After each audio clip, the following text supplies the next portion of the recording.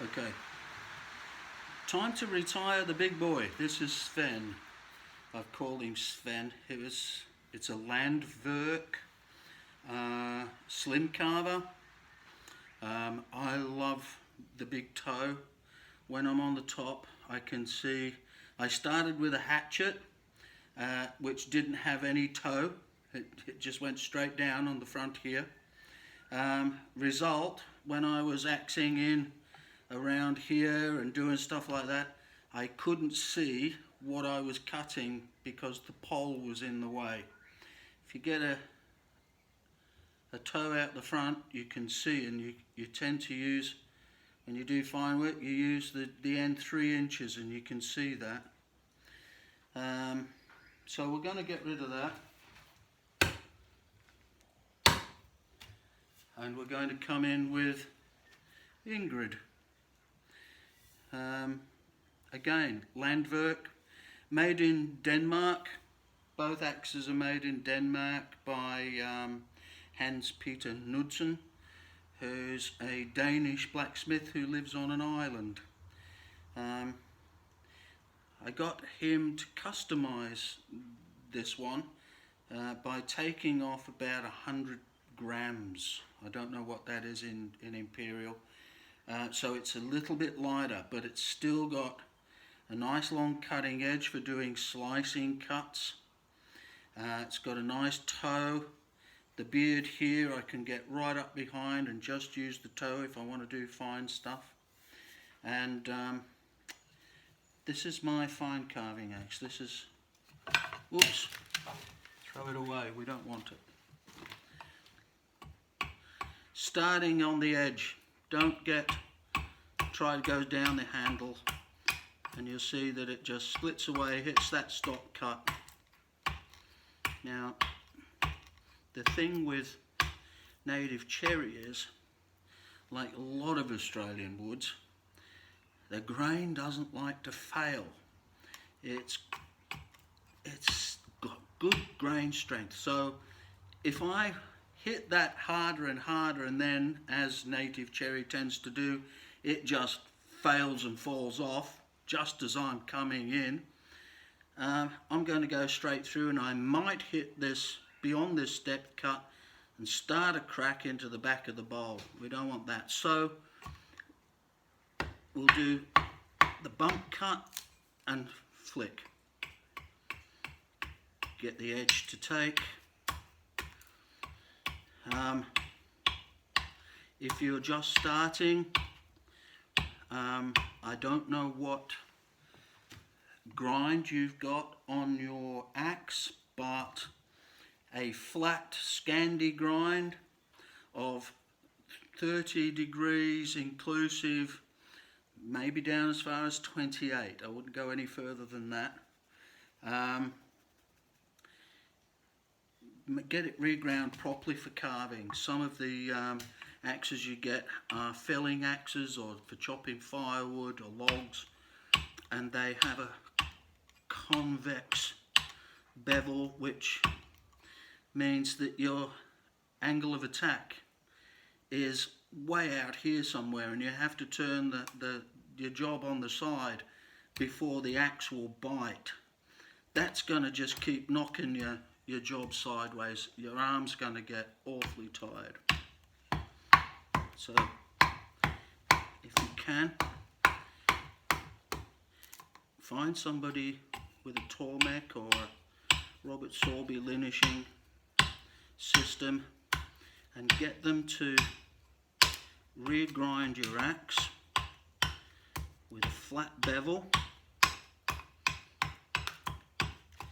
And if you're going to go to all that trouble, get them to give you an asymmetric grind. What we mean by that is, this inside edge, the one that's closest to your job, is more towards vertical. It's more in line. And the outer edge is angled in. That again reduces that angle between the work and the axe, and it's easier to keep it straight up and down. Okay, that's that side done. stop talking, get on with it.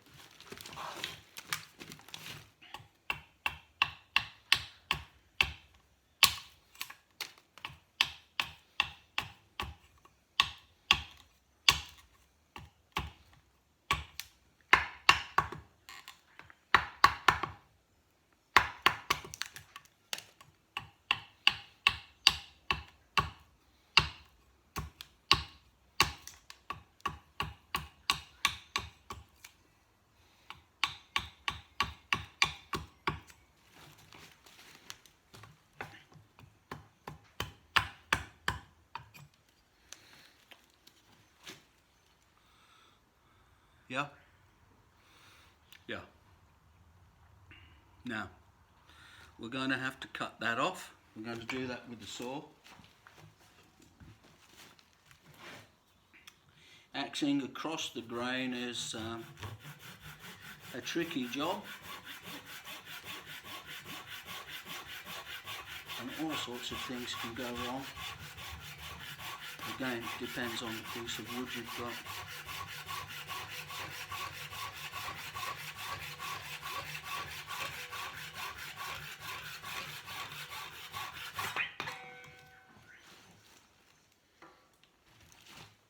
I might as well take the handle off too. Is the handle... I'm going to leave 6 millimeters, 1/4 of an inch on the top of the handle, because by the time we get there,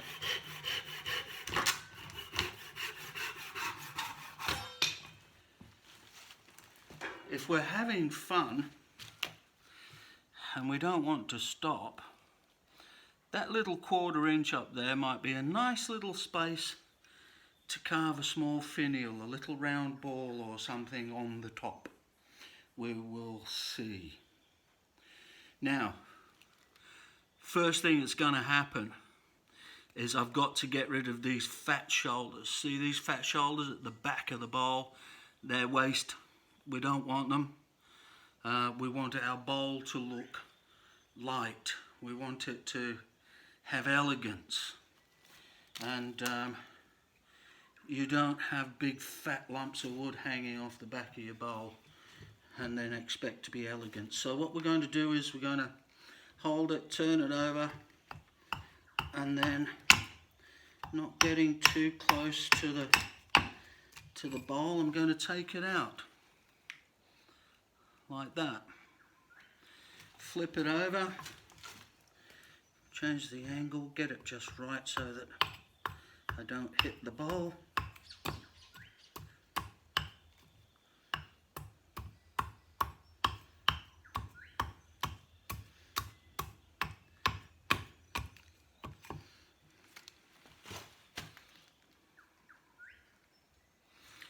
Now we're going to take a little bit off here. Again, not too much.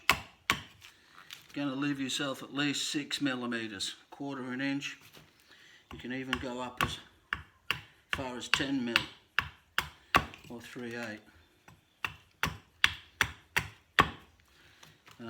We can take some off the front there.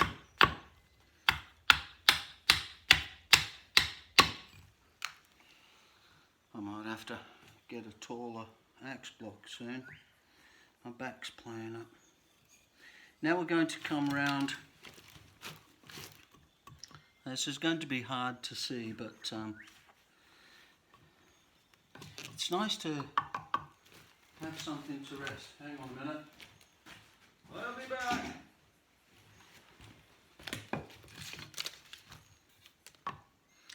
Nope.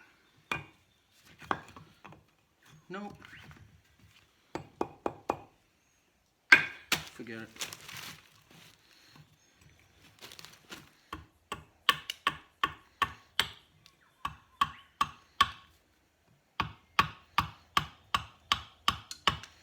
Roll. When you're doing into corners, round surfaces,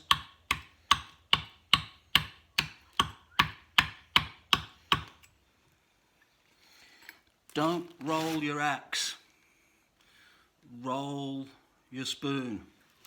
keep that axe going straight up and down and roll the spoon through it.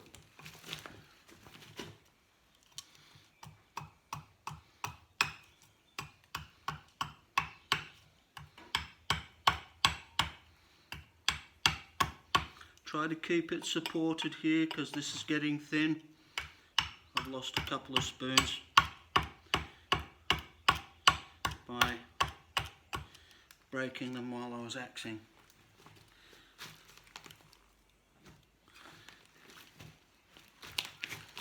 The outside of the bowl.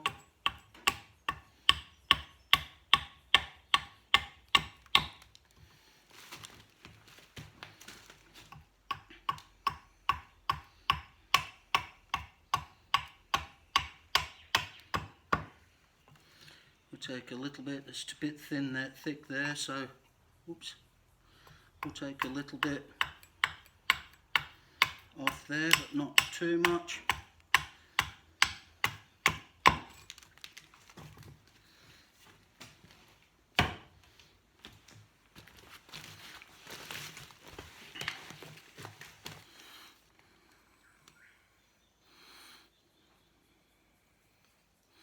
It's ready for the knife. We're going to start knifing very shortly. Thank you.